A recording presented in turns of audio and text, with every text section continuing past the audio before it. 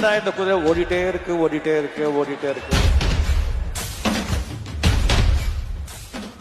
10 வருஷம் பார்த்தாங்க, 20 வருஷம் பார்த்தாங்க, 30 வருஷம் பார்த்தாங்க, 40 வருஷம் ஓடிட்டே இருக்கேன். இது நான் ஓடல, நீங்க ஓட வச்சிட்டு இருக்கீங்க. யார் என்ன சொன்னா கூட என் ரூட் நான் போயிட்டே இருக்கேன்.